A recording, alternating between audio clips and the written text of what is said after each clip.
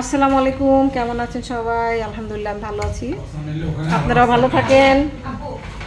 দেখেন আজকে আমি বুটের ডাল দিয়ে একটা সবজি রান্নার রেসিপি দেখাচ্ছি আপনাদেরকে। এখানে আমি বুটের ডালটা আগেই ভিজিয়ে রেখেছিলাম, এখন সিদ্ধ দিয়ে দিছি। বিসমিল্লাহির রহমানির রহিম। এটা হচ্ছে ধুন্দুল, আপনারা এভাবে খেয়েছেন কিনা আমি জানি না। দেখেন আমি এই ধুন্দুলটা দিয়ে এই সবজিটা আজকে রান্না করব।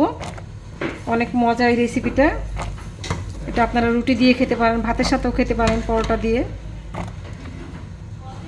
দেখুন আমি এখানে একটা কড়াইয়ের মধ্যে কিছু পেঁয়াজ আর গরম মশলা দিয়ে দিচ্ছি পরিমাণ মতো, একটা তেজপাতা দিয়ে দিচ্ছি। এখানে আমার এই যে সবজিটা দেখেন সিদ্ধ হয়ে গেছে। আমি এখন এখানে মশলাটা ভুনে নিচ্ছি ভালো করে। চুলাটা আমি বন্ধ করে দিব, কারণ এর থেকে বেশি সিদ্ধ করব না, তাহলে সবজিটা খেতে ভালো লাগবে না।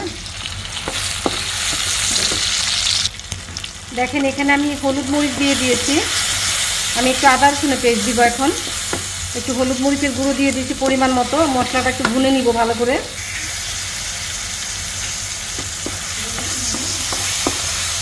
এক টেবিল চামচের কাছাকাছি প্রায় আমি এখানে আদা রসুনের পেস্ট দিয়ে দিলাম।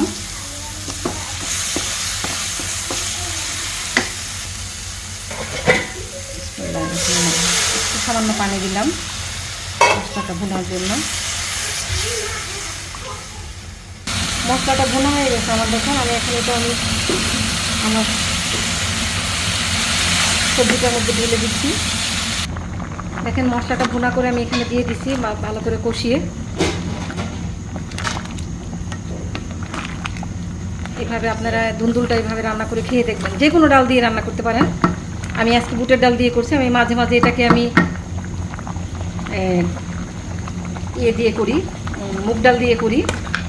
মুগ ডাল দিয়ে করলে আমি আরেকটু মানে মাখা মাখা করি মুগ ডাল দিয়ে। তারপরে আপনার মসুরের ডাল দিয়ে। তো আজকে রান্নাটা আমি বুটের ডাল দিয়ে করলাম।